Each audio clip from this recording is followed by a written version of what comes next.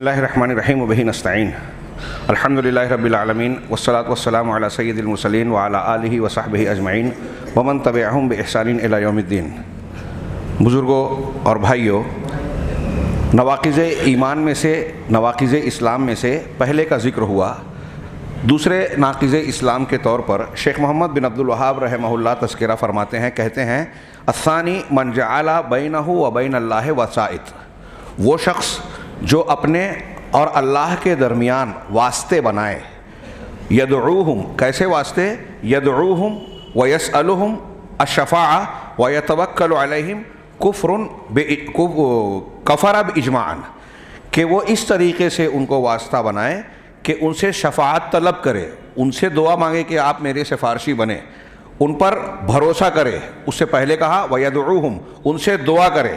اگر کوئی اس طریقے سے کسی مخلوق کو واسطہ بناتا ہے تو وہ شخص اجماعاً کفر کا ارتکاب کرتا ہے۔ یہاں شفاعت اس طریقے سے طلب کرے، یہ وضاحت کی، اور یہ شفاعت کا باب بڑی اہمیت کا حامل ہے۔ اس میں کچھ جائز ہیں، کچھ ناجائز ہیں۔ اسی بنیاد پر بہت سارے لوگوں کو مغالطہ ہوتا ہے، اور مسلمانوں کی ایک بڑی تعداد اس سلسلے میں گمراہی کا شکار ہوتی ہے، جائز کو ناجائز سے خلط ملط کر دیتی ہے اور گمراہی کا شکار بنتی ہے۔ چنانچہ آپ اگر غور کریں گے تو حضرت نوح علیہ السلام کے زمانے سے لے کر کفار مکہ تک، کفار مکہ سے لے کر ہمارے یہاں کے بریلی تک، بریلیوں کے مسلک تک جو لوگ شرک کرتے ہیں، ان کے ہاں آپ کو شفاعت اور وسیلے کے تعلق سے غلط عقیدہ ملے گا، اور یہی بنیاد بنتی ہے عموماً ان کے شرک کی۔ چنانچہ شرح کرتے ہوئے شیخ روحیلی فرماتے ہیں، انہوں نے اس بابلے میں قدر تفصیل سے کام لیا ہے۔ میں دلائل کو سمیٹ کر بات کو مختصر کرنے کی کوشش کروں گا، لیکن اہمیت کی حامل بحث ہے۔ میں نے جو تمہیداً بیان کیا کہ سننے والے اس کو بہت غور سے سنیں، اس لیے کہ ہمارے ارد گرد جو لوگ شرک کرتے ہیں، جب آپ ان کو ان کے شرک پر متنبہ اور کرنا چاہیں گے، سمجھانا چاہیں گے، تو وہ ایسی کچھ چیزیں اور دلیلیں پیش کریں گے جو دراصل ان کے شبہات ہیں، اور اگر یہ چیزیں آپ تفصیل سے اچھی سمجھ لیں تو آپ ان کو جواب دے سکیں گے اور آپ اپنے طور سے بھی مطمئن ہو سکیں گے۔ اللہ عز و جل، یہ شرح کرتے ہوئے کہہ رہے ہیں کہ اللہ عز و جل کریم ہے، قریب ہے، مجیب ہے، یعنی لوگوں کی دعا کو قبول کرنے والا ہے، عزیز ہے، غلبہ رکھنے والا۔ یہ یہاں جو آگے بات بیان کر رہے ہیں، یہ اللہ کے ان ناموں اور صفات کی اس میں بڑی اہمیت ہے کہ وہ ہم سے اور آپ سے، ہر انسان سے قریب ہے، شہرک سے بھی زیادہ۔ اللہ سبحانہ و تعالیٰ نے خود ارشاد فرمایا وَإِذَا سَأَلَكَ عِبَادِي عَنِّي فَإِنِّي قَرِيب، جب میرا بندہ آپ سے میرے بارے میں، اللہ کہہ رہا ہے، میرے بارے میں سوال کرے تو بتاؤ کہ میں قریب ہوں، میں قریب ہوں۔ کیسے؟ علم کے اعتبار سے، اللہ ذات کے اعتبار سے نہیں۔ اجیب دعوت الداعی اذا دعانی، میں دعا کرنے والے کی دعا کو قبول کرتا ہوں جب وہ مجھے پکارتا ہے۔ اس میں یہ نہیں کہا کہ اولیاء کی سنتا ہوں، عام آدمی کی بات نہیں سنتا۔ کوئی بھی دعا کرنے والا دعا کرے، میں اس کی سنتا ہوں۔ فَلْيَسْتَجِيبُوا لِي، چنانچہ میری بات کو وہ مانے، وَلْيُؤْمِنُوا بِي، اور یقین رکھیں مجھ پر، یا ایمان رکھیں، لَعَلَّهُمْ يَرْشُدُونَ، ہو سکتا ہے تاکہ وہ رشد اور ہدایت پا جائیں۔ اب کہہ رہے ہیں کہ شیخ نے کہا اس قرآن کی آیت کو کہ یہ آیت شرک کے علائق کو، شرک کے اسباب کو کاٹنے والی ہے۔ کیوں؟ اس لیے کہ اللہ سبحانہ و تعالیٰ نے اس میں فرمایا کہ وہ قریب ہے بندے سے، اور جب قریب ہے تو وہ وسائط کا، واسطوں کا، اس تک پہنچنے کے لیے واسطوں کی ضرورت نہیں ہے۔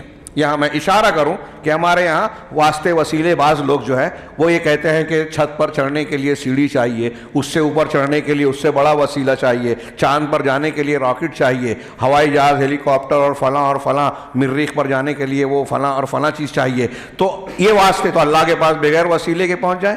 ہم کہتے ہیں چاند ہم سے دور ہے، چھت پر پہنچنے کے لیے سیڑھی کی دوری کا فاصلہ طے کرنا ضروری ہے، لیکن جب کوئی چیز ہم خود چھت پر ہوں تو چھت پر ہوتے ہوئے چھت پر سیڑھی لگانے کی ضرورت ہے کیا؟ ہم خود چاند پر ہوں تو چاند پر سے چاند پر جانے کے لیے راکٹ کی ضرورت ہے کیا؟ اللہ تعالیٰ کہہ رہا ہے میں قریب ہوں۔ تو اب اللہ قریب ہے اور آپ کہہ رہے ہیں واسطے کی ضرورت ہے، تو اللہ کی بات مانے یا آپ کی بات مانے؟ آپ کی عقل منطق چلے گی، مخلوق پر قیاس اللہ کے ساتھ جائز نہیں۔ تو کہا اسی طریقے سے واسطے کی، جب اللہ قریب ہے تو واسطے کی ضرورت نہیں. نمبر 2 اللہ مجیب ہے. اسی آیت میں کہا کہ جب کوئی پکارنے والا پکارتا ہے تو میں جواب دیتا ہوں. جب اللہ تعالیٰ خود کہہ رہا ہے کہ آپ دعا مانگیے میں قبول کروں گا، تو پھر دوسروں کی کیا ضرورت ہے؟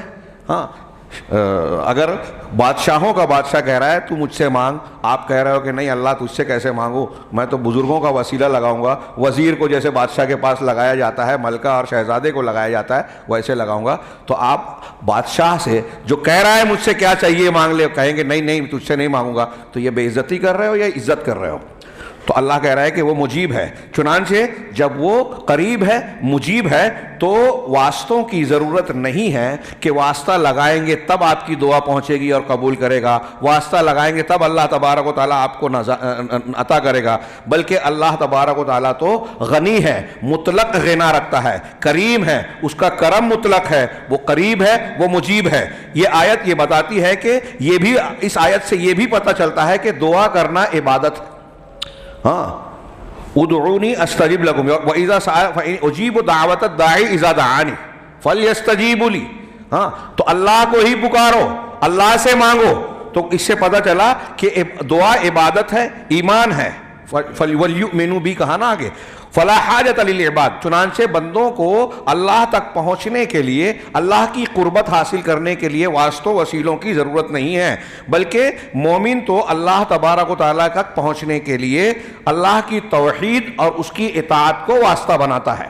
اللہ سے قریب ہونے کا ذریعہ ہم کو کیا دیا ہے اللہ نے اور رسول نے؟ کہ اس کی توحید کو اختیار کیجئے، اس کے اطاعت و فرما برداری کیجئے، اس کی شریعت پر عمل کریں گے، اللہ سے آپ قریب ہو جائیں گے. جیسا کہ اللہ تعالیٰ نے قرآن میں ارشاد فرمایا، یا ایھا الذین آمنوا اتقوا اللہ وابتغوا الیہ الوسیلہ. اے ایمان والو، اللہ سے ڈرتے رہو اور اس کی طرف وسیلے کی جستجو کرو، تلاش کرو. ہاں، وجاہدوا فی سبیلی، اور اس کے راستے میں محنت و مشقت کرو، لعلکم تفلحون، تاکہ تم کامیاب ہو جاؤ. اب یہاں اس آیت کریمہ میں قرآن میں 2 جگہ وسیلے کا لفظ استعمال ہوئے، اس میں سے ایک یہ ہے کہ تم اللہ کی طرف وسیلہ تلاش کرو. اب ہمارے یہاں قبروں کی پرستش کرنے والے، اولیاء اور صالحین کو مشرکین کی طرح اللہ کے درمیان واسطہ بنانے والے اس آیت کو دلیل بناتے ہیں، جبکہ اس آیت میں وسیلے کا لغوی معنی، شرعی معنی، اور جتنے دنیا کے معتبر مفسرین صحابہ کے دور سے لے کر آج تک ہیں انہوں نے جو تشریح کی ہے اس میں وسیلے کا یہ معنی نہیں ہے کہ شخصیات. کیا معنی ہے؟ امام طبری کہتے ہیں وابتغوا الیہ الوسیلہ کا مطلب یہ ہے کہ اللہ کہہ رہا ہے اطلبوا القربۃ الیہ بالعمل بما یرضیہ، اللہ کی قربت کو چاہو، طلب کرو ایسے عمل کے ذریعے سے جو اللہ کو پسند ہے، اللہ کو خوش کرنے والے ہیں. یہ کون کہہ رہا ہے؟ امام ابن جریر طبری رئیس المفسرین کہلا سکتے ہیں. اسی طریقے امام قتادہ سے مروی ہے، وہ کہتے ہیں کہ ابتغوا الیہ الوسیلہ کا معنی ہے تقربوا الیہ بطاعتہ، اللہ کی اطاعت کر کے اس کی قربت حاصل کرو. شخصیت کے ذریعے سے نہیں، اطاعت کر کے نماز پڑھیے، روزہ رکھیے، نیکیاں کیجئے، اللہ کے ممنوع کاموں سے اپنے آپ کو، حرام کاموں سے بچائیے، یہ اللہ سے آپ کو قریب کرے گا. اور ایسے عمل کو جس کو اختیار کر کے اللہ کی قربت چاہو جو اللہ کو خوش کرنے والے اور راضی کرنے والے ہیں. امام ابن کثیر رحمہ اللہ نے ان معانی کا اقوال کی شکل میں تذکرہ کرنے کے بعد کہا، تفسیر ابن کثیر میں علامہ ابن کثیر کہتے ہیں اس آیت کے ضمن میں کہ وَهَذَا الَّذِي قَالَهُ هَؤُلَاءِ الْأَئِمَّةُ لَا خِلَافَ بَيْنَ الْمُفَسِّرِينَ فِيهِ. یہ ان ائمہ نے قرآن کی اس آیت کی تفسیر کے سلسلے میں جو بیان کیا ہے کہ وسیلے کا مطلب نیک عمل، اطاعت، شریعت پر عمل، ہاں، یہ جو ائمہ نے بیان کیا، مفسرین کا اس معنی کے سلسلے میں کوئی اختلاف نہیں ہے. سارے قرآن کے مفسرین یہ کہہ رہے ہیں کہ وسیلے کا مطلب ہے اللہ کی اطاعت فرما برداری، اللہ کے پسندیدہ کاموں کو اختیار کرو، یہ ہے وسیلہ. اس میں کوئی اختلاف نہیں ہے. چنانچہ یہ وسیلہ، اس وسیلے کا مطلب وہ واسطے نہیں ہے شخصیات کو، بزرگوں کو، انبیاء کو، صالحین کو وسیلہ بنا جائے، بلکہ اس کا مطلب ہے کہ اللہ تبارک و تعالیٰ کی قربت حاصل کرو اس کی توحید کے ذریعے اور ان امور اور اعمال کے ذریعے سے جو اللہ کو پسند ہے. اللہ تبارک و تعالیٰ نے ان وسیلوں کو کون سے ذریعے سے آپ اور ہم یا بندے اللہ کے قریب ہو سکتے ہیں، ان کو بالکل واضح اور کافی انداز میں، کافی شافی انداز میں بیان کر دیا۔ چنانچہ حضرت ابو ہریرہ رضی اللہ تعالی عنہ ارشاد فرماتے ہیں کہ اللہ تعالیٰ، نبی صلی اللہ علیہ وسلم فرماتے ہیں کہ اللہ تعالیٰ فرماتا ہے، حدیث قدسی جو بخاری وغیرہ کی مشہور حدیث ہے، کہ اللہ کہتا ہے من عاد علی ولیا فقد آذنتہ بالحرب، جو میرے کسی ولی سے، میرے دوست سے، یعنی مسلمان، ہر مسلمان اللہ کا ولی ہے، جو جتنا متقی ہے اتنا بڑا ولی ہے، تو جو شخص میرے ولی سے دشمنی کرتا ہے تو میں نے اسے جنگ کا اعلان کر دیا۔ وما تقرب الی عبدی بشیء احب الی مما افترضت علیہ، اور میرا کوئی بندہ جو مجھ سے قربت حاصل کرتا ہے ان میں سب سے زیادہ پسندیدہ چیز جو میرے قریب ہونے کی ہے وہ چیزیں ہیں جو میں نے بندے پر فرض کی ہیں۔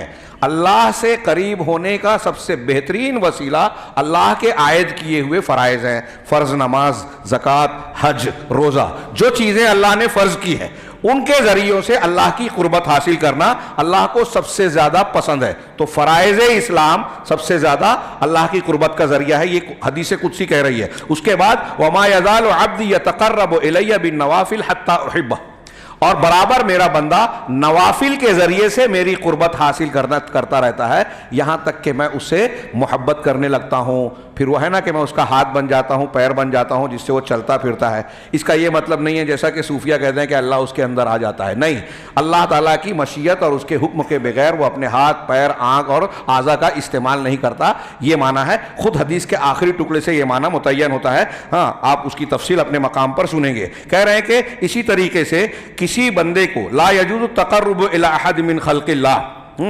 کسی مخلوق میں سے کسی بھی انسان زندہ ہو یا مردہ ہو اس کا تقرب حاصل کرنا کہ وہ ہمارے لیے اللہ کا وسیلہ واسطہ بن جائے اور اس کے ذریعے سے ہم اللہ کے قریب ہو جائیں، یہ کسی انسان کے لیے جائز نہیں ہے بلکہ یہ شرک اکبر ہے۔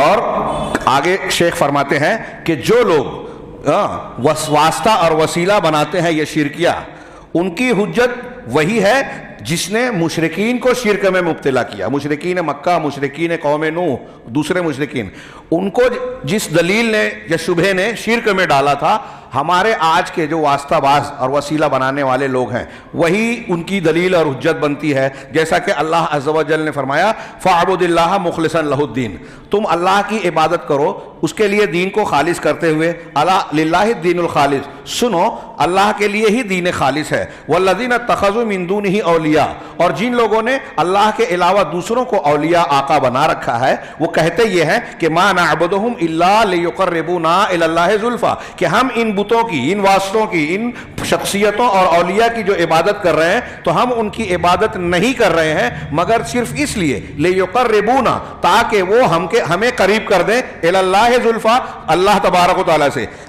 یہ ہم ان کی عبادت کیوں کر رہے ہیں؟ اللہ سے کر، مطلب ان کو ہم اللہ نہیں مان رہے ہیں، ان کو اللہ اور اپنے درمیان واسطہ بنا رہے ہیں اور ان کی عبادت اس لیے کر رہے ہیں کہ یہ ہم کو اللہ سے قریب کر دیں۔ مقصود بھی ذات اللہ ہے، یہ واسطہ ہے، تو اللہ نے ان کا ذکر کیا، ان کی یہ دلیل بیان کی۔ ان اللہ یحکم بینہم فیما ہم فیہ یختلفون، اللہ تعالیٰ قیامت کے دن ان کے درمیان جو وہ اختلاف کر رہے ہیں ان کے درمیان فیصلہ کرے گا۔ ان اللہ لا یہدی من هو کاذب کفار، یقیناً اللہ تعالیٰ اس شخص کو ہدایت نہیں دیتا جو جھوٹا اور انتہائی کفار ناشکرہ ہے، کفر کرنے والا ہے۔ اللہ سبحان اللہ، اس آیت پر غور کیجئے، شیخ نے کہا اللہ تعالیٰ کہتا ہے فَاعْبُدِ اللَّهَ مُخْلِصًا لَهُ الدِّينَ، سب سے پہلے اللہ نے کہا کہ توحید خالص اختیار کرو، اللہ پہلا حکم دے رہا ہے کہ دین کو خالص کر کے اللہ کی عبادت کرو۔ دوسرے جملے میں کہا اللہ للہ الدین الخالص، یعنی اللہ تبارک و تعالیٰ خالص دین کے علاوہ کوئی دین قبول نہیں کرے گا۔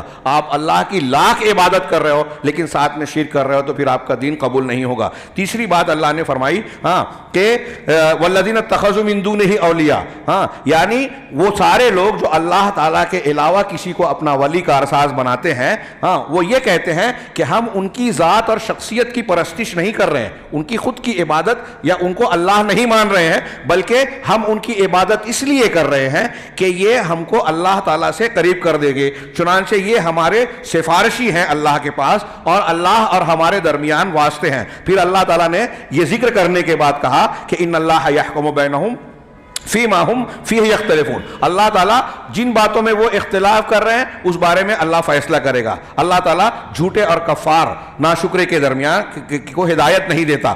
چنانچہ اللہ تبارک و تعالیٰ نے بیان کیا کہ جو غیر اللہ کی عبادت کر رہا ہے. یہاں ایک جملہ یہ بھی کہ یہ کفار مکہ یہ کہتے تھے کہ ہم ان کو پوج رہے ہیں اللہ سے قربت کے لیے. آج کے دور میں کوئی اجمیر جا کے اجمیر والے بابا، کلیئر شریف کے بابا، بغداد والے شیخ عبد القادر جیلانی یا ان کے چھلاووں کی عبادت کرتا ہے تو وہ عبادت نہیں کہتا اس کو. یہ مزید جہالت ہے کہ وہ عبادت تو مانتے تھے، یہ عبادت بھی نہیں مانتے. جہالت کی انتہا ہے. تو یہ کہہ رہے ہیں کہ اللہ تعالیٰ نے اس آیت میں کہا کہ یہ جو اللہ غیر اللہ کی عبادت کرتے ہیں اور یہ دلیل دے رہے ہیں کہ وہ ان کی عبادت نہیں کر رہے ہیں بلکہ وہ ان سے قریب ہونا چاہتے ہیں تاکہ وہ اللہ سے قریب کر دیں. یہ جھوٹے ہیں اپنے دعوے میں، حقیقت میں یہ ان غیر اللہ کی عبادت کرنے والے ہیں اور یہ کفار ہیں، اللہ تبارک و تعالیٰ کے انتہائی شدید ناشکر ہیں. مبالغے کا صیغہ استعمال کیا. اب آگے انہوں نے ایک ضمنی عنوان قائم کیا کہ واسطوں کو اختیار کرنے کی تعلیم دراصل شیطان کا ایک ہیلہ ہے جس کے ذریعے سے وہ بعض مسلمانوں کو پھانستا ہے، بہکاتا ہے، بھٹکاتا ہے. چونکہ جب کس لیے کہ وہ یہ جانتا ہے، شیطان یہ جانتا ہے کہ مسلمان شرک کرنے سے کھلا انکار کرے گا. اگر کسی مسلمان کو شرکیہ کام کی کھلے طور پر دعوت دی جائے تو وہ قبول نہیں کرے گا. چنانچہ وہ یہ ہیلہ سامنے لے کے آیا، بہانہ لایا اس کو دھوکہ دینے کے لیے. چنانچہ بعض مسلمانوں کو اس نے غیر اللہ کی عبادت میں مبتلا کیا اس دلیل کے ذریعے سے کہ یہ غیر اللہ جن کی تم عبادت کر رہے ہو یہ دراصل اللہ کے پاس تمہارے سفارشی ہوں گے. اور پھر اس شبہے کو صحیح قرار دینے کے لیے وہ مختلف قسم کے شبہات پیدا کرتا ہے، وحی ڈالتا ہے دماغ میں. اوپر چڑھنے کے لیے سیڑھی کی ضرورت ہے، وہاں جانے کے لیے اس کی ضرورت ہے، فلاں کام کے لیے اس کی ضرورت ہے، بادشاہ کے پاس وزیر کی ضرورت ہے، مینیجر کے پاس جو ہے وہ کسی جان پہچان والے کی سفارش کی ضرورت ہے، تو اللہ کے پاس بھی ضرورت ہے. ایسے اور بھی بہت سارے شبہات پیدا کرتا ہے. مثلا یہ ایک شبہ یہ کہ لوگ وہ دلوں میں یہ بات ڈالتا ہے کہ ارے تم تو اتنے گنہگار ہو، تمہارے اندر اتنی کوتاہیاں ہیں، اور وہ بزرگ دین، اسلام کے بزرگان دین وہ بہت پہنچے ہوئے تھے، تو تم اگر اللہ سے مانگو گے تو تمہارا مقام اس سے بہت کمتر ہے کہ اللہ تعالیٰ تم کو تمہاری بات کو سنے، تم اللہ تک پہنچ سکو. چنانچہ تم اپنے آپ کو جو ہے زیادتی بڑھانے کے لیے یہ کام کرو کہ بزرگوں کو بیچ میں ڈال لو اپنی بات پہنچانے کے لیے تاکہ وہ تمہاری حاجات کو اللہ تک پہنچائے. چنانچہ وہ ایسی چیز کی طرف ان کو کھینچ کر لے جاتا ہے شیطان جو حقیقت میں اللہ سے ان کے تعلق کو کاٹ دیتا ہے. دلیل یہ دیتا ہے کہ اللہ تعالیٰ سے قریب کر دیں گے، یہ حقیقت میں یہ عمل اللہ سے ان کو کاٹ دیتا ہے. جیسے حضرت آدم سے کہا تھا کہ یہ درخت کھا لو تو جنت میں ہمیشہ رہو گے، اور وہی درخت کھا کے وہ جنت سے باہر کر دیے گئے. الٹا کام. تو کہا اس کو اللہ تبارک و تعالیٰ نے وہ شرک کرواتا ہے یہ بہانہ اور دلیل دے کر، جیسا کہ اللہ تعالیٰ نے قرآن میں فرمایا، سورہ یونس کی آیت ہے وَيَعْبُدُونَ مِن دُونِ اللَّهِ مَا لَا يَضُرُّهُمْ وَلَا يَنفَعُهُمْ. یہ لوگ اللہ کے علاوہ دوسروں کی پرستش کرتے ہیں، پوجا کرتے ہیں. کس کی کرتے ہیں؟ جو نہ ان کو نقصان پہنچا سکتے ہیں اور نہ نفع. اور کہتے کیا ہیں؟ نفع اور نقصان نہیں پہنچا سکتے. یہ بے وقوفی کی بات ہے. ایسے آدمی کو آپ ڈرائیور بنائیں گے جو گاڑی چلانا نہیں جانتا، یہاں نفع نقصان پہنچا نہیں سکتے اور ان سے مانگ رہے ہیں، تو ہے نا حماقت. تو پہلے تو یہ بتایا ان کی حماقت، اور پھر ان کی دلیل کیا دی؟ آگے کہتے ہیں وَيَقُولُونَ هَؤُلَاءِ شُفَعَاؤُنَا عِندَ اللَّهِ. اور کہتے یہ ہیں کہ یہ جو جن کی ہم عبادت کر رہے ہیں یہ اللہ کے پاس ہمارے سفارشی ہیں. غور کیجئے، اللہ تعالیٰ نے ان کی اس بات کو ذکر کر کے آگے جو دلیل دی، بڑی پیاری عقلی دلیل. اللہ نے فرمایا آگے قُلْ آپ کہیے أَتُنَبِّئُونَ اللَّهَ بِمَا لَا يَعْلَمُ فِي السَّمَاوَاتِ وَلَا فِي الْأَرْضِ. کہ کیا تم اللہ کو وہ بات بتاتے ہو جو آسمانوں اور زمین میں اللہ کو پتہ نہیں ہے؟ اللہ کو نہیں معلوم ہے، تم بتا رہے ہو. اللہ کو نہیں معلوم کہ یہ واسطے وسیلے ہیں، تم بتا رہے ہو واسطے ہیں. ایک معنی یہ ہے. دوسرا معنی عقلی دلیل کے طور پر بعض علماء نے یہ بیان کیا کہ آپ دنیا میں کسی کے پاس اگر کسی کی سفارش لے کے جاتے ہو، کسی کمپنی کے مالک کے پاس نوکری چاہیے، کسی ادارے میں اگر آپ کو ملازمت چاہیے، یا کوئی اور جگہ جا رہے ہوں، تو آپ کو وہ نہیں پہچانتا تو آپ ایسے آدمی کو لے جاتے ہو جو آپ کو پہچانتا ہے. وہ جا کے کہتا ہے کہ یہ آدمی قابل ہے، مستحق ہے، محنتی ہے، ایسا ہے، ایماندار ہے، اس کو نوکری پہ رکھ لو، اس کا فلاں کام کر دو. تو جس کے پاس سفارش کی جا رہی ہے وہ اس آدمی کو نہیں پہچانتا، اس لیے واسطے کی ضرورت ہے دنیا میں. اللہ تعالیٰ یہاں سوال کر رہا ہے کہ اللہ تبارک و تعالیٰ کے پاس تم وسیلہ بنا رہے ہو، تو کیا دنیا میں جس طرح جس کے پاس وسیلہ بن کے جاتے ہو نہیں جانتے، کیا اللہ تبارک و تعالیٰ کو پتہ نہیں ہے کہ میرا فلاں بندہ بھوکا ہے، اس کو اولاد نہیں ہے، اس کو یہ ضرورت ہے؟ یہ واسطے والے بتائیں گے کہ اللہ تیرا یہ بندہ بہت اچھا ہے، اس کو اولاد نہیں ہے، اولاد دے دے۔ اللہ کو نہیں معلوم، تو بتائے گا؟ یہ واسطے بتائیں گے۔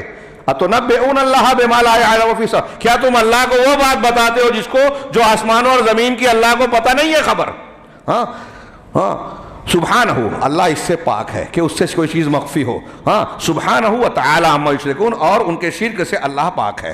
علامہ ابن تیمیہ رحمہ اللہ فرماتے ہیں کہ یہ اس قضیے کو شیخ الاسلام علامہ ابن تیمیہ نے بہت اچھے اور واضح انداز میں بیان کیا۔ چنانچہ وہ کہتے ہیں کہ جو شخص ملائکہ کو، انبیاء کو واسطے بناتا ہے، ان سے دعا کرتے ہوئے، ان سے اس طرح واسطہ بنائے کہ ان سے دعا کرے، ان پر توکل کرے، ان سے سوال کرے کہ فائدے مجھ کو دے دو، نقصانات سے بچا لو، مجھے فلاں فلاں چیز دے مل جائے اور فلاں فلاں نقصان سے میں بچ جاؤں، مصیبت سے بچ جاؤں۔ جیسے مثال کے طور پر یہ سوال کرے کہ اس کے گناہوں کی بخشش مل جائے، دلوں کو ہدایت مل جائے، کروب اور پریشانیوں کو دور کر دیا جائے، فاقہ جو ہے فاقہ مستی کا خاتمہ ہو جائے۔ اگر ایسی چیز واسطوں کے ذریعے سے کوئی انسان مانگ رہا ہے فَهُوَ كَافِرٌ بِإِجْمَاعِ الْمُسْلِمِينَ، تو وہ انسان مسلمانوں کے اجماع اتفاق کے ساتھ کافر ہے۔ اگر کوئی اس طرح سے واسطہ بنا کے کسی پر بھروسہ کر کے اس سے دعا مانگ رہا ہے اور فاقہ مستی، اپنی ضروریات اور حاجات کی مشکل کشائی کی دہائی دے کر مانگ رہا ہے، تو وہ کافر ہوگا۔ اللہ تبارک و تعالیٰ نے ارشاد فرمایا وَقَالُوا اتَّخَذَ الرَّحْمَنُ وَلَدًا، وہ کہتے ہیں کہ رحمان نے بیٹا بنایا۔ سبحانہ، اللہ پاک ہے، بیٹے کی اس کو ضرورت نہیں ہے، اس کی ذات اس سے پرے ہے، بلند ہے۔ بل عباد مکرمون، بلکہ یہ جو اللہ نے جو فرشتے اور انبیاء ہیں یہ اللہ کے معزز بندے ہیں۔ لا یسبق، فرشتوں کی بات ہے یہ، لا یسبقونہ بالقول، اللہ تعالیٰ کی بات سے سبقت کر کے آگے نہیں بڑھتے۔ وہم بامرہ یعملون، بلکہ وہ اللہ کے حکم کی تعمیل کرتے ہیں۔ کچھ ہندوؤں نے ابھی اعتراض کیا تھا کہ تم بھی تو فرشتوں کو مانتے ہو کہ ہوا کا فرشتہ، فلاں چیز کا فرشتہ، تو ایسے ہی ہم دیوی دیوتاؤں کو مانتے ہیں کہ یہ فلاں کی دیوی ہے، یہ فلاں کا دیوتا ہے۔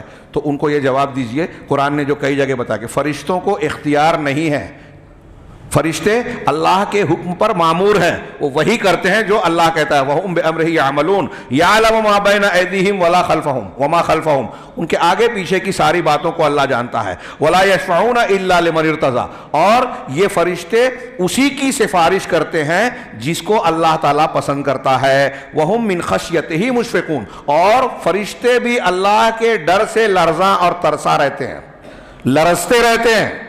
ان کو اختیار نہیں ہے اللہ کی کائنات میں کوئی ڈپارٹمنٹ ان کو مل گیا، نہیں، وہ ڈرتے رہتے ہیں، اللہ کے حکم کی تعمیل کرتے ہیں، اور سفارش بھی اپنی طرف سے نہیں کر سکتے، اللہ کی اجازت سے کرتے ہیں، اور جس کو اللہ پسند کرتا ہے اس کے لیے ہی کرتے ہیں۔ ھذا فی شأن الملائکہ، یہ فرشتوں کے بارے میں اللہ نے فرمایا۔ ہاں، چنانچہ وہ لوگ اس بات کے لائق نہیں ہیں کہ اللہ عز و جل کا واسطہ بننے کے لیے ان کی قربت حاصل کی جائے۔ جب ان کا یہ حال ہے تو ہم فرشتوں کو واسطہ بنائیں کہ تم ہمارے اور اللہ کے درمیان واسطہ بن جاؤ، یہ ہمارے اختیار کی چیز نہیں ہے۔ شیخ رحمہ اللہ کا یہ فرمانا، محمد بن عبد الوہاب رحمہ اللہ کی جو عبارت ہے کہ ایسا واسطہ بنانا جس سے وہ دعا کرے، ہاں، یعنی جس کے دعا کے ذریعے سے تقرب حاصل کرے، اس حجت کے ساتھ کہ یہ جو دعا کر رہے ہیں ہم واسطوں کو، بزرگوں کو پکار رہے ہیں، یہ ہمارے سفارشی بنیں گے، تو وہ فلا یقول، وہ یہ نہیں کہتا یا اللہ یا اللہم، اے اللہ نہیں کہہ رہا ہے یا فلان یا سیدی فلان، اے میرے آقا فلان، یا شیخ عبد القادر جیلانی، یا رسول اللہ، اس طرح کی بات سے پکار رہا ہے۔ ہاں، اب ظاہر سی بات ہے کہ جب دعا مانگ رہا ہے تو دعا عبادت ہے، پکار رہا ہے تو دعا ہے، اور دعا عبادت ہے، تو جو دعا غیر اللہ کے لیے مقرر کرے گا یا اختیار کرے گا تو اس نے شرک کیا۔ ہاں، فَبِأَيِّ حُجَّةٍ مِّنَ الْحِجَجِ، اب وہ کوئی بھی حجت اور دلیل دے، ایک عبادت جب وہ کسی غیر اللہ کی کر رہا ہے تو وہ مشرک ہو جائے گا، وہ دلیل کوئی بھی دے، جیسا کہ اللہ تعالیٰ نے ارشاد فرمایا وَقَالَ رَبُّكُمْ ادْعُونِي أَسْتَجِبْ لَكُمْ، تمہارے پروردگار نے کہا کہ مجھے پکارو میں تمہاری دعا کو قبول قبول کروں گا. ان الذین یستکبرون عن عبادتی, جو لوگ میری عبادت سے اکڑتے ہیں, استکبار کرتے ہیں دعا مانگنے سے, ارے میں کیوں مانگوں, میں کیوں عبادت کروں. جو اللہ کی عبادت نہیں کرتا, اللہ کے سامنے جھکتا نہیں, گڑ گڑاتا نہیں, تو استکبار کرتا ہے, اکڑ کرتا ہے, تو وہ جہنم میں رسوا کر کے ڈالے جائیں گے. چنانچہ اللہ تعالیٰ نے اس آیت میں کہا, شروع میں کہا کہ مجھے پکارو, اور آگے کہا کہ جو میری عبادت سے اکڑتا ہے. مطلب یہ کہ پکارنا عبادت ہے. اس آیت سے پتہ چلا کہ دعا عبادت ہے. اور نبی صلی اللہ علیہ وسلم نے کہا کہ الدعاء هو العبادہ, یہ دعا عبادت ہے. بہت سے علماء نے, جس میں البانی صاحب بھی شامل ہے, اس کو صحیح کہا ہے. اللہ کے شیخ محمد بن عبد الوہاب نے یہ بھی کہا کہ ایسا واسطہ بنائے جن سے دعا کرے, اس کی تشریح ہو گئی, جن سے شفاعت طلب کرے. اب شفاعت کے بارے میں وضاحت کر رہے ہیں کہ شفاعت اللہ کی ملکیت ہے, اللہ اس کا مالک ہے. قل للہ الشفاعۃ جمیعا. ہاں, چنانچہ اللہ تبارک و تعالیٰ کی جب یہ ملکیت ہے تو اللہ تعالیٰ جسے چاہے یہ حق دے اس کی عزت کرتے ہوئے. اور ایک بات یہ کہ کسی کو دے کہ تم سفارش کرو, یہ اللہ کا اختیار ہے. کوئی انسان, یہاں تک کہ محمد رسول اللہ سید المرسلین, اپنی طرف سے اللہ کی اجازت کے بغیر سفارش نہیں کریں گے. دنیا میں اجازت کی ضرورت نہیں ہے کسی کے پاس سفارش کی, ہاں, لیکن اللہ کے یہاں من ذا الذی یشفع عندہ الا باذنہ. تو اللہ تعالیٰ کا وہ حق ہے, اختیار ہے, وہ جسے چاہے اکرامن, اس کی عزت کرتے ہوئے اس کو یہ حق دے, اس کو دے یہ اجازت. اور یہ سفارش کسی کے حق میں مفید نہیں ہو سکتی مگر اسی وقت جب اللہ تعالیٰ کی اجازت اور اس کی رضامندی ہو. کون سفارش کرے گا یہ اللہ کا فیصلہ, اس کا اختیار. کس کے لیے سفارش کرے گا یہ بھی اللہ کا فیصلہ. کوئی کسی کے حق میں اختیاری طور پر نہیں کر سکتا. تو اللہ تعالیٰ کے یہاں سفارش اسی کے لیے ہوگی جس کے لیے اللہ راضی ہو. خود اللہ نے فرمایا قل للہ الشفاعۃ جمیعا, آپ کہہ دیجئے کہ شفاعت کا پورا اختیار اللہ کے پاس ہے. جنت اللہ کی ہے, ہم کسی اور سے مانگ سکتے ہیں. ایسے ہی روزی اللہ کی ہے, کسی اور سے مانگنا جائز ہے. ایسے شفاعت اللہ کا اختیار ہے, یہ قرآن کہہ رہا ہے. تو کسی اور سے مانگ سکتے ہیں, اللہ ہی سے مانگ سکتے ہیں بس.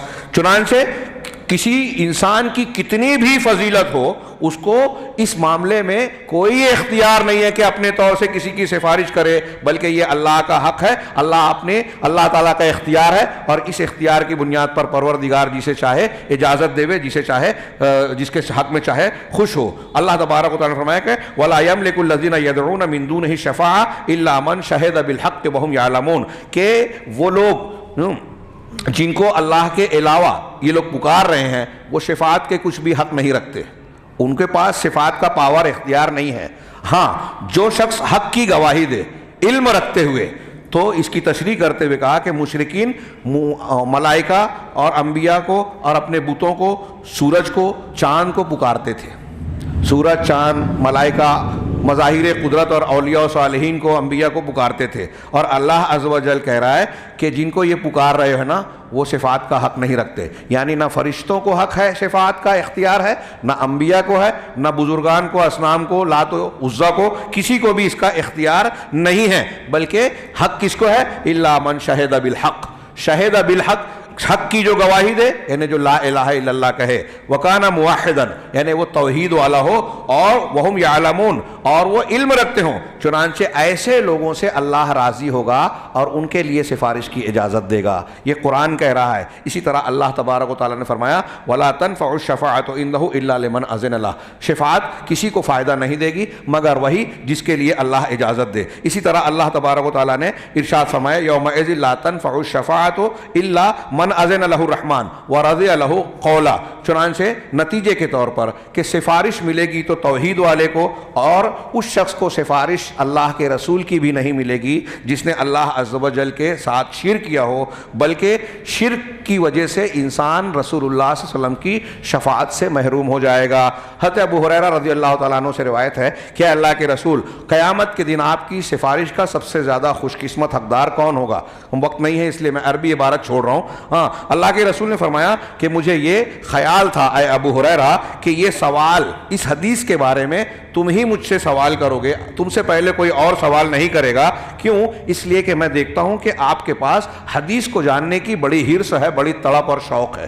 ہاں, اب اس کے بعد آپ نے جواب, پہلے حضرت ابو ہریرہ کی تعریف کی, اس کے بعد کہا کہ میری شفاعت کا سب سے زیادہ قیامت کے دن ہاں سعادت مند اور حقدار وہ ہوگا جو لا الہ الا اللہ اپنے دل اور اپنے نفس کے خلوص کے ساتھ کہتا ہے. من قال لا الہ الا اللہ خالصا من قلبہ او نفسہ. ہاں یہ بخاری کی روایت ہے. ہاں حضرت ابو ہریرہ اللہ کے رسول صلی اللہ علیہ وسلم سے حدیث سیکھنے اور لینے کی کے بڑے حریص تھے. یہ گواہی خود رسول اللہ صلی اللہ علیہ وسلم دے رہے ہیں. اس میں ان لوگوں کا رد ہے, یہ شیخ رحیلی کہہ رہے ہیں, اس میں ان لوگوں کا رد ہے جو یہ اعتراض کرتے ہیں کہ حضرت ابو ہریرہ کے پاس اتنی ساری روایتیں کیسی ہیں. ہاں اس کا جواب اپنی جگہ اور تفصیل سے ہم دے سکتے ہیں, یہاں اس کا موقع نہیں ہے. تو اس میں اللہ کے رسول کی طرف سے یہ رد ہے ان کا. اللہ کے رسول کو پتا تھا شاید, اللہ تعالیٰ نے اشارہ کر دیا تھا کہ بعد میں کچھ لوگ آ کے کریں گے, تو اللہ کے رسول نے اپنے زمانے میں کہا کہ حضرت ابو ہریرہ کو حدیث کا سیکھنے کا بڑا شوق ہے. یہ آپ نے خود ذکر کیا. چنانچہ انہوں نے یہ عظیم الشان سوال کیا اور آپ کے سامنے جواب ہے. ہاں یہ پھر سے حدیث دہرائی ہے, میں اس کو دہراتا نہیں, صرف نتیجہ یہ کہ جو لا الہ الا اللہ دل کے خلوص کے ساتھ کہے گا, زبانی اوپر نہیں, اخلاص کے ساتھ, اللہ کے رسول کی سفارش اسے ملے گی تو توحید پر ہوگا. اور جو شرک کرے گا وہ محروم رہے گا. اس کے لیے صحیح مسلم کی ایک حدیث پیش کی, اللہ کے رسول نے فرمایا لکل نبی دعوت مستجابہ, ہر نبی کی ایک مقبول دعا ہے جو اللہ کے ہاں قبول کی جائے گی. چنانچہ ہر نبی نے اپنی دعا کے سلسلے میں اجلت کی, یعنی دنیا میں مانگ لی. اللہ نے ہر نبی کو ایک اسپیشل دعا دی, سمجھانے کے لیے کہہ رہا ہوں کہ تم مانگو تم کو ملے گا. تو جتنی ایسے نبیوں کی دعائیں تھیں سب نے مانگ لی. اللہ کے رسول نے فرمایا لیکن وَإِنِّ اخْتَبَأْتُ دَعْوَتِي شِفَاءً لِأُمَّتِي يَوْمَ الْقِيَامَةِ, کہ میں نے اپنی دعا کو جو اللہ تعالیٰ نے رسول اللہ صلی اللہ علیہ وسلم کو, ہمارے پیغمبر کو جو دعا دی اسپیشل والی, اس کو اللہ کے رسول نے کہا کہ میں نے اسے روک لیا. کیوں روکا؟ اپنی قیامت کے دن اپنی امت کی سفارش کے لیے. قربان جائیے رسول اللہ صلی اللہ علیہ وسلم کی امت کے حق میں شفقت اور رحمت پر. ہاں ہم کو اور آپ کو اللہ تعالیٰ کہے کہ ایک دعا مانگو قبول کروں گا, تو ہم کیا مانگیں گے؟ اپنے لیے, اپنے گھر والوں کے لیے. اللہ کے رسول نے نہیں مانگا, امت کے لیے مانگا کہ میں ان کی سفارش کے لیے اس کو میں نے روک لیا. ہاں اب میں نے جب روک لیا تو ظاہر سی بات ہے وہ قبول ہوگی. تو اس دعا کا فائدہ کس کو ملے گا؟ آپ نے فرمایا فَهِيَ نَائِلَةٌ إِن شَاءَ اللَّهُ مَن مَّاتَ مِنْ أُمَّتِي لَا يُشْرِكُ بِاللَّهِ شَيْئًا. یہ میری سفارش قیامت کے دن ہر اس شخص کو ملنے والی ہے انشاءاللہ. آپ نے فرمایا انشاءاللہ ہر اس آدمی کو ملے گی میری امت میں سے جس نے اللہ کے ساتھ کچھ بھی شرک نہ کیا ہو. غور کیجئے کہ انشاءاللہ یہ ملنے والی ہے. اس کا مطلب یہ کہ یہ اللہ کے اذن سے ملے گی, نبی بھی اس کے مالک نہیں ہے. آپ کا یہ جملہ کہہ رہا ہے کہ میرا اختیار نہیں ہے, اللہ چاہے گا تو ملے گی انشاءاللہ. ہاں میرا اختیار نہیں ہے, نبی کو بھی اس کا اختیار نہیں ہے کہ وہ جس کی چاہے سفارش کر دیں. اور آپ کا یہ فرمان کہ جو شخص میری امت کا شرک پر اس حالت میں مرے کہ وہ شرک نہ کرتا ہو, یہ اس بات کی دلیل ہے کہ جو شخص شرک کے ساتھ مرے گا, اللہ کے ساتھ شرک کرتا ہوا, اس کو شفاعت نہیں ملے گی. چنانچہ وہ شخص جو شفاعت کا عقیدہ رکھتے ہوئے اللہ کا شریک لوگوں کو ٹھہراتا ہے تو وہ قیامت کے دن شفاعت کیسے پائے گا؟ آپ شفاعت کا عقیدہ رکھ کے شرک کر رہے ہو تو شفاعت سے محروم ہو جاؤ گے. یہ ویسے ہی ہے جو میں نے کہا کہ یہ درخت کھاؤ گے تو جنت میں ہمیشہ رہو گے, اور وہ درخت کھا کے جنت سے باہر ہو گئے. شفاعت کے لیے آپ کسی کو پکار رہے ہیں تو شفاعت سے محروم ہو جاؤ گے. الٹا کام. ہاں کہا انہ واللہ لاضطراب عظیم, اللہ کی قسم یہ بڑا اضطراب ہے, لوگ سمجھنے کو تیار نہیں ہے ہمارے ہاں. ہاں آگے کہا کہ وہ شفاعت کا جو لفظ ہے وہ شفا سے ہے. جفت و عدد کو کہتے ہیں جب دو چیزوں کو آپ ملا دیں گے, طاق ہے, وطر کہتے ہیں, دو وطر کو ملا دیے تو وہ شفا ہو گیا. ہاں تو شفاعت میں ایسا ہی ہوتا ہے کہ جب آپ کسی کو سفارشی بناتے ہو, اصطلاح میں یہی ہوتا ہے کہ شافع جو ہوتا ہے غیر کے لیے واسطہ بنتا ہے. ہاں کسی دوسرے کے پاس جا کر غیر کا واسطہ بنتا ہے, اس کو کوئی فائدہ پہنچانے کے لیے یا اس کو کسی نقصان سے بچانے کے لیے. ہاں پولیس میں ہے تو جا کے سفارش کیا کہ چھوڑ دو یار اسے, میں جانتا ہوں ٹھیک ٹھاک ہے, غلطی ہو گئی, تو نقصان سے بچانے کے لیے یا فائدہ پہنچانے کے لیے کہا جاتا ہے کہ فلاں نے فلاں کی سفارش کی, یعنی کسی غیر کے لیے غیر کے پاس التماس لے کر جاتا ہے کہ اس کو یہ خیر دے دو یا اس نقصان سے اس کو بچا لو. ہاں لذالک یقول, اسی لیے بعض لوگ کہتے ہیں کہ شفاعت کا مطلب ہوتا ہے غیر کے لیے غیر سے مانگنا. میں کسی کی سفارش کر رہا ہوں تو اس کی کر رہا ہوں وہ غیر ہے, اور کسی تیسرے کے پاس کر رہا ہوں وہ غیر ہے, تو غیر کے لیے غیر کے پاس کوئی چیز طلب کرنا اس کو شفاعت کہتے ہیں. تو جب سفارت کرنے والا سفارش کرتا ہے, اب ایک آدمی کی میں سفارش کر رہا ہوں, وہ ایک چیز طلب کرنے جا رہا ہے, سائل ہے, وہ اکیلا مانگنے جائے گا تو اکیلا رہے گا، میں جا کے کہہ رہا ہوں کہ اس کی بات مان لو، تو اب مانگنے میں وہ اکیلا نہیں ہے، میں اس کے ساتھ ہو گیا، جفت ہو گیا، دو ہو گئے مانگنے والے۔ ایسے ہی اس آدمی کو یا ہم کو یہ لگتا ہے کہ وہ اکیلا جا کے مانگے گا تو اس کو نہیں ملے گا، اب میں جا کے جب شریک ہو جاؤں گا تو میرا وزن پڑے گا، میری محبت، وزن یا کوئی بھی ایسی حیثیت ہے جس کے دباؤ میں آ کر سامنے والا مان لے گا۔ اب اگر کوئی اللہ کے بارے میں ایسا سوچتا ہے کہ اللہ تعالیٰ کے پاس ایک بندہ اکیلا جا کے مانگ رہا ہے کہ میں محتاج ہوں، فقیر ہوں، میری فلاں حاجت پوری کر دے، اللہ نہیں مانے گا۔ اولاد مانگ رہا ہے، اللہ نہیں دے گا۔ لیکن اگر شیخ عبد القادر جیلانی کا، فلاں بزرگ کا، فلاں شخصیت کا واسطہ لگا دوں گا تو اب اللہ ماننے پر مجبور ہو جائے گا، مطلب اس کا دباؤ اللہ پہ پڑے گا۔ اگر ایسا آپ مانتے ہیں تو اللہ کو فعال لما یرید آپ نے نہیں مانا، اللہ کو اکیلا فیصلہ کرنے والا نہیں مانا۔ اللہ دینے میں ڈبل، یہ مانگنے میں ڈبل ہو گیا اس سفارشی سے، اور اس کی بات کو سن کر دینے میں اللہ تبارک و تعالیٰ حکم میں اکیلا تنہا نہیں رہ گیا، ڈبل ہو گیا، یہ شرک ہوا۔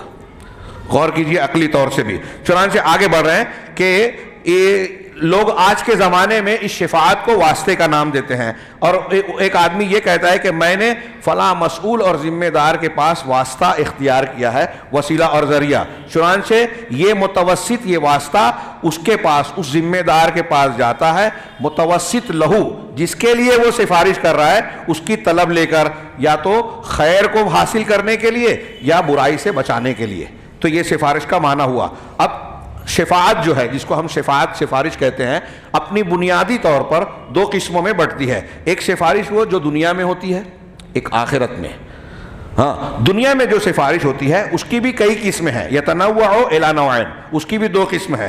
ایک شفاعت وہ ہوتی ہے الشفاعت من المخلوق للمخلوق عند المخلوق، کسی مخلوق کی سفارش کرنا کسی مخلوق کے پاس۔ ہاں، جیسے آپ اپنے کسی بھائی کے لیے کسی مسئول ادارے کے ذمہ دار کے پاس یا کسی وزیر کے پاس، بادشاہ کے پاس، حاکم کے پاس سفارش کرتے ہیں، تو مخلوق کے پاس مخلوق کی سفارش کرتے ہیں۔ اب یہ کہہ رہے ہیں کہ یہ سفارش دنیا کے معاملات میں ہوتی ہے، اگر یہ سفارش مشروع ہو، ہاں یہ مشروع ہوگی، یہ سفارش مشروع اور اچھی ہوگی، شریعت میں جائز ہوگی اگر یہ سفارش اچھی ہو، اور اس کا کرنے والا ثواب دیا جائے گا، اس پر عمل کرنے والا ثواب کا مستحق ہوگا۔ اس طرح سے کہ آپ اپنے بھائی کے لیے شفاعت حسنہ، اچھی سفارش کر رہے ہیں دنیا میں اگر، تو اس پر آپ کو اجر ملے گا، چاہے وہ سفارش قبول کی جائے یا رد کی جائے، آپ نے کوشش کی، آپ کو اجر و ثواب ملے گا۔ اللہ تبارک و تعالیٰ کا ارشاد ہے من یشفع شفاعۃ حسنۃ یکن لہ نصیب منہا، جو شخص اچھی سفارش کرے گا تو اس کو بھی اس کا حصہ ملے گا۔ ہاں، فمن یشفع، چنانچہ جو شخص دنیا میں اپنے کسی بھائی کے لیے اچھی سفارش کرتا ہے تو آخرت میں اس کا اجر و ثواب ملے گا۔ نبی کریم صلی اللہ علیہ وسلم نے فرمایا کہ اشفعوا تؤجروا، شفاعت کیجئے تم کو اجر و ثواب دیا جائے گا، بخاری مسلم کی مشہور حدیث ہے۔ اس شفاعت کے لیے جو اچھی سفارش ہے اس کی شرط کیا ہے کہ دنیا کے امور میں ہو، ہاں، اور وہ حرام چیز میں نہ ہو۔ ایسی سفارش جس کو ہم اچھی کہیں گے، جس پر اللہ نے، رسول نے اجر کا وعدہ کیا ہے، وہ حرام چیز میں نہ ہو۔ اگر وہ حرام میں ہو تو یہ اچھی سفارش بری سفارش بن جائے گی۔ کسی غلط کام کے لیے آپ سفارش کر رہے ہو، گناہ کے لیے، کہ اس کو شراب پلا دو، اس کو زنا کے لیے راستہ ہموار کر دو، کوئی غلط کام میں اگر آپ سفارش کر رہے ہو تو یہ گناہ کا کام ہو جائے گا، گناہ میں شرکت ہو جائے گی۔ اور انسان اگر کسی کے ظلم کے سلسلے میں سفارش کرتا ہے، ہاں، جیسے اگر کسی کی سفارش کر رہا ہے ظلم کے طور پر، ایک آدمی کو آپ ٹیچر بنانا چاہتے ہو، آپ کو پتا ہے کہ یہ خود صلاحیت نہیں رکھتا پڑھانے کی، ہاں، دوسرا آدمی جو صلاحیت رکھتا ہے وہ امیدوار ہے، لیکن صلاحیت والے کو جو متقدم ہے، لائق ہے، اس کو ہٹا کر نالائق کو آپ آگے بڑھانا چاہتے ہو تو یہ ظلم ہوا، یہ بھی ناجائز سفارش ہوگی، ظلم ہوگا، اس پر اجر و ثواب نہیں ملے گا۔ رہا وہ سفارش کہ دو ایک جیسے لوگ ہیں، ایک کو بڑھایا جائے تو یہ شفاعت حسنہ ہوگی، ہاں، دونوں ایک جیسے ہیں، اب آپ نے ایک کی سفارش کی کہ یہ زیادہ میں جانتا ہوں، ایماندار ہے وغیرہ وغیرہ، کوئی اور صرف صلاحیت کی بنیاد پر، ہاں، ان میں سے تقدم کی کوئی صلاحیت رکھتا ہے کسی بھی بنیاد پر، اب ایسے شخص کے بارے میں آپ تعریف کرتے ہیں، تزکیہ کرتے ہیں کہ نہیں یہ قابل تعریف ہے، اس کو موقع دیا جائے، تو ایسی سفارش اچھی سفارش ہوگی اور اس پر اجر و ثواب کا استحقاق ہوگا۔ اور جب سفارش نظام کے خلاف ہو، کوئی نظام ہے، قانون ہے، اس کے خلاف اگر کسی نے گناہ کیا اور آپ اس کی سفارش کر رہے ہو تو ولی امر کے پاس، تو یہ حرام شفاعت ہوگی۔ ایک آدمی نے گناہ کا کام کیا، قانون توڑا، اب اگر ایسے شکل میں قانون توڑنے والے کو آپ سزا لاحق ہوتی ہے، لیکن آپ قانون کی خلاف ورزی کرتے ہوئے اس کو بچا رہے ہیں، مطلب قانون کو بے حیثیت بنا رہے ہیں، تو یہ حرام ہوگی۔ اسی طریقے سے جب شفاعت اللہ کی حدود میں سے کسی حد کے بارے میں ہو، چوری کیا، چوری کرنے کے بعد اس پر ہاتھ کاٹنے کی سزا نافذ ہو رہی ہے، لیکن آپ جا رہے ہیں سفارش کرنے، تو یہ بھی درست نہیں ہے۔ اس سلسلے میں دلیل دیتے ہوئے بہترین بخاری وغیرہ کی مشہور روایت نقل کی کہ فاطمہ مخزومیہ نے چوری کی، اچھے گھر کی تھی، بعض لوگوں نے حضرت اسامہ کو لگایا کہ آپ حب رسول ہے، رسول اللہ صلی اللہ علیہ وسلم پسند کرتے ہیں، اللہ کے رسول سے سفارش کیجئے کہ اس کا ہاتھ نہ کاٹا جائے۔ انہوں نے جا کے سفارش کرنی چاہی، نبی کریم صلی اللہ علیہ وسلم غضبناک ہو گئے۔ ہاں، آپ نے ان سے کہا کہ کیا تشفع فی حد من حدود اللہ، کیا تم اللہ کی حدود کے سلسلے میں سفارش کر رہے ہو؟ ہاں، تو اسامہ نے کہا کہ مجھ سے غلطی ہو گئی، اللہ کے رسول میرے لیے مغفرت کی دعا کیجئے۔ شام کا وقت ہوا، اللہ کے رسول صلی اللہ علیہ وسلم منبر پر چڑھے اور آپ نے خطاب کیا اور اما بات کہنے کے بعد کہا کہ تم سے پہلے کے لوگوں کو اللہ تبارک و تعالیٰ نے اسی چیز نے ہلاک کر دیا کہ جب ان میں کوئی شریف آدمی، عزت والا، شرف والا آدمی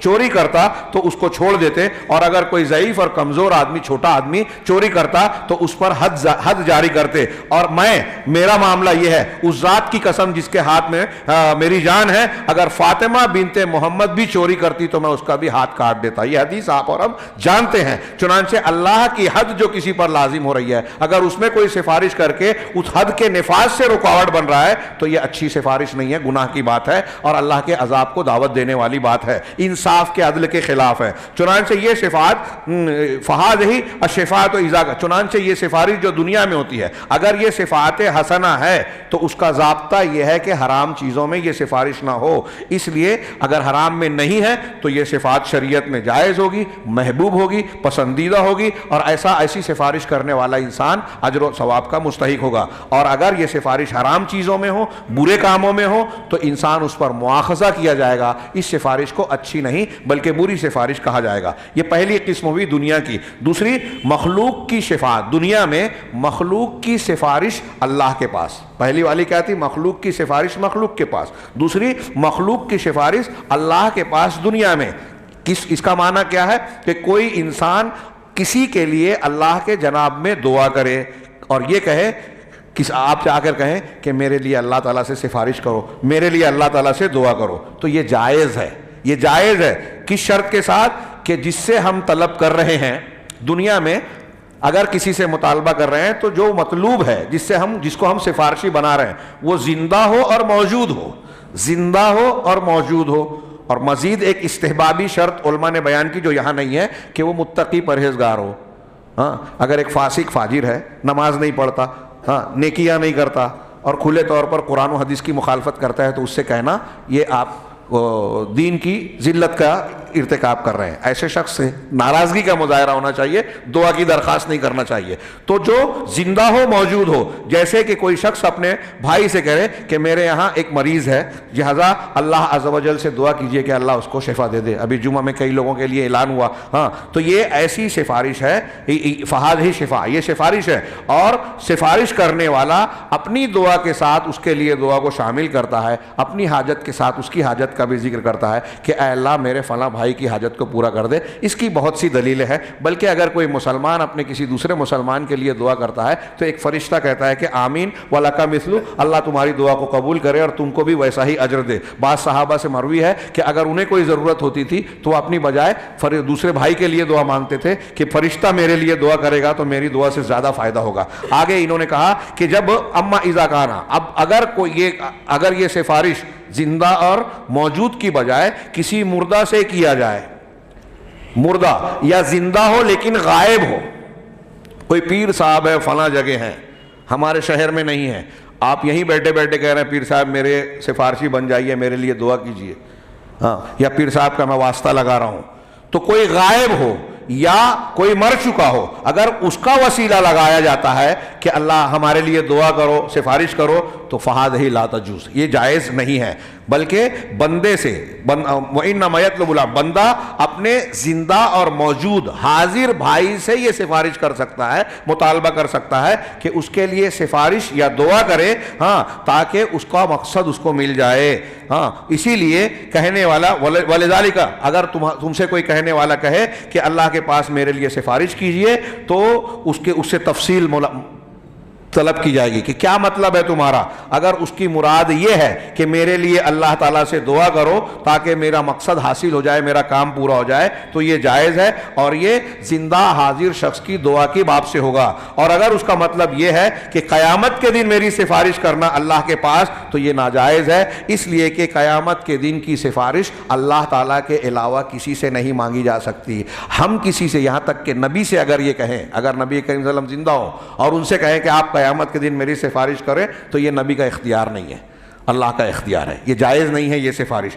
ہاں، دوسری قسم آخرت میں سفارش۔ ہمارا پروردگار جواد کریم ہے، فیاض ہے، کرم والا ہے، یہ اپنے بندوں میں سے جس پر فضل و کرم کرنا چاہے گا ان میں سے بعض کی سفارش کی اجازت دے گا۔ یہ اللہ کا سفارش کرنے والے کے حق میں اکرام ہوگا، اور جس کے لیے سفارش کی اجازت دی جا رہی ہے اس پر اللہ تبارک و تعالیٰ کا کرم اور احسان ہوگا، ہاں، کہ وہ اس سفارش کی اجازت کے ذریعے سے اپنے کچھ بندوں کو نوازتا ہے، کچھ لوگوں کو معاف کرنا چاہتا ہے، لیکن اب یہ گنہگار ہیں، کچھ لوگ نیکیوں میں اعلیٰ درجے کے ہیں، تو اب ان کے اور ان کے درمیان فرق ہے نا، تو ان کی عزت و اکرام کو بڑھانے کے لیے اللہ کہے گا کہ تم لوگ سفارش کرو، ان کے حق میں کرو، ان کو عزت و اکرام دے گا اور ان کو نفع پہنچائے گا۔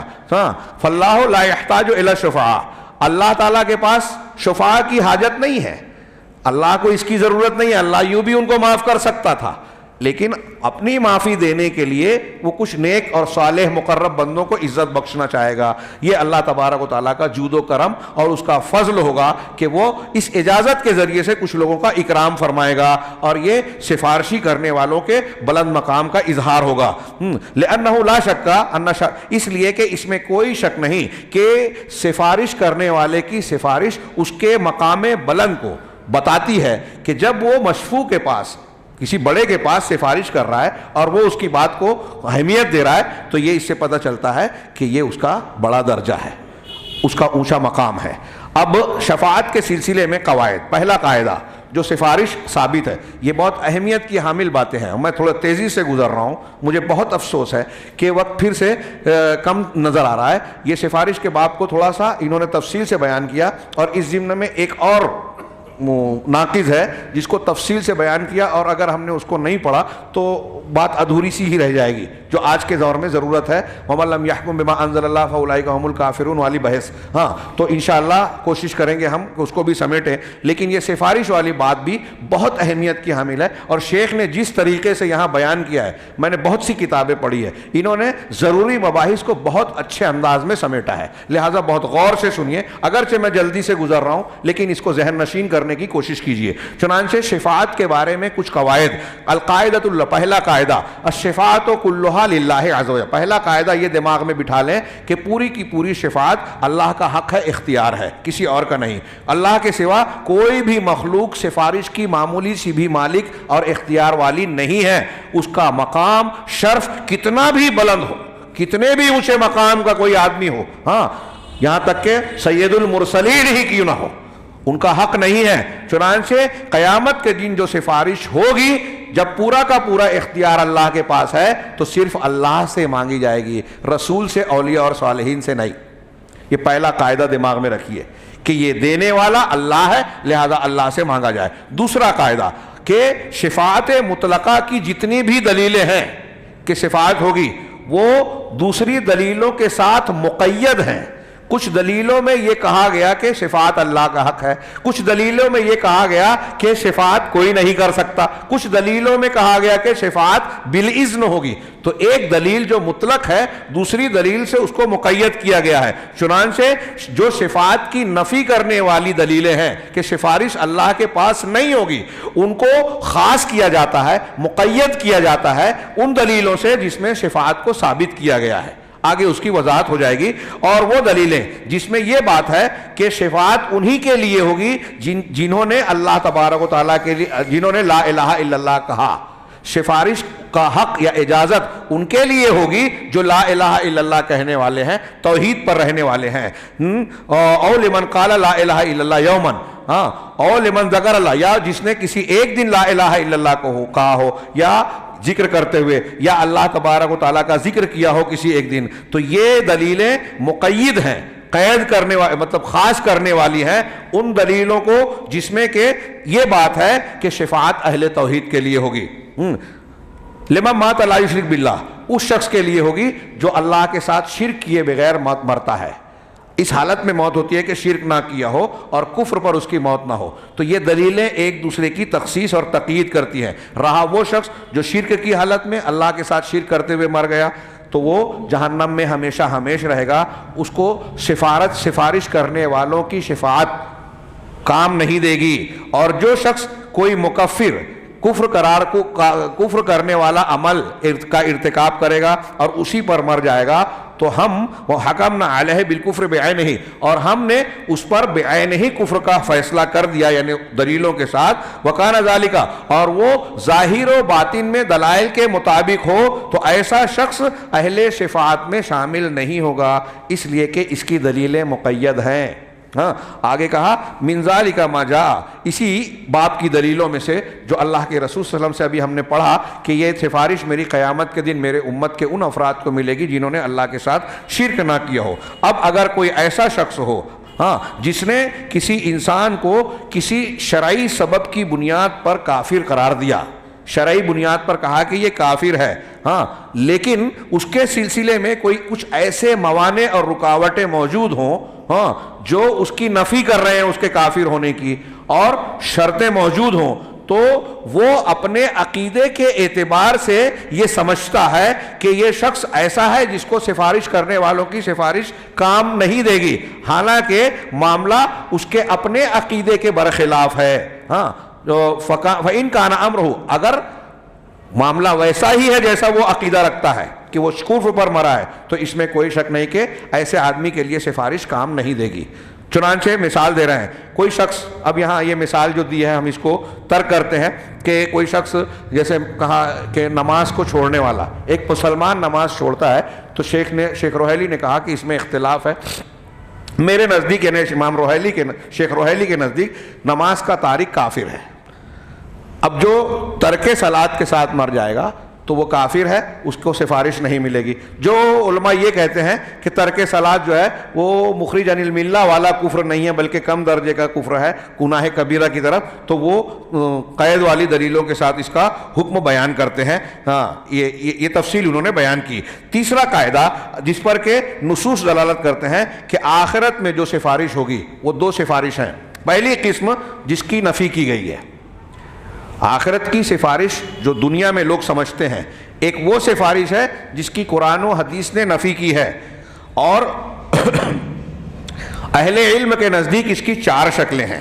پہلی شکل کہ ان کے لیے سفارش نہیں ہوگی، میں بہت شارٹ میں آگے بڑھتا ہوں، کہ شرک اور کفر کرنے والوں کے لیے سفارش نہیں ہوگی، اس لیے کہ اہل شرک اور اہل کفر کے لیے قیامت کے دن کسی کی سفارش کام نہیں آئے گی، اور یہ مشرکین اور کفار ہی ایسے ہوں گے جن کو کسی کی سفارش، قرآن نے کہا لا تنفعہم شفاعت الشافعین، کسی سفارش کرنے والے کی یا سفارشیوں کی کوئی سفارش ان کے کام نہیں آئے گی، فائدہ نہیں دے گی. یہ پہلا. دوسرا، وہ شفاعت جو اللہ کی اجازت کے بغیر ہو، اللہ کی اجازت کے بغیر سفارش نہیں ہوگی. چنانچہ قیامت کے دن کوئی سفارش کرنے والا اللہ عز و جل کی سفارش کے بغیر سفارش نہیں کرے گا، اور قیامت کے دن اللہ کی اجازت کے بغیر شفاعت ہونے کا کوئی چانس نہیں ہے، اس کی قطعاً نفی کی گئی ہے قرآن و حدیث میں. تیسری سفارش جو قیامت کے دن نہیں ہو سکتی وہ ایسی سفارش ہے الشفاعۃ لغیر من یرضی اللہ منہ،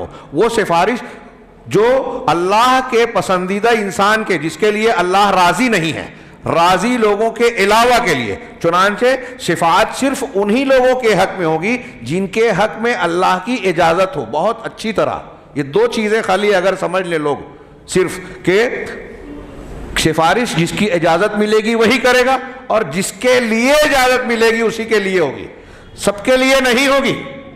ہاں تو کہا کہ جس کے لیے اجازت نہیں ملے گی اس کے لیے سفارش نہیں ہوگی. ہاں اور کہا اللہ تبارک و تعالیٰ نے قرآن و حدیث میں کئی جگہ اللہ نے اور رسول اللہ صلی اللہ علیہ وسلم نے اس کی وضاحت کر دی ہے.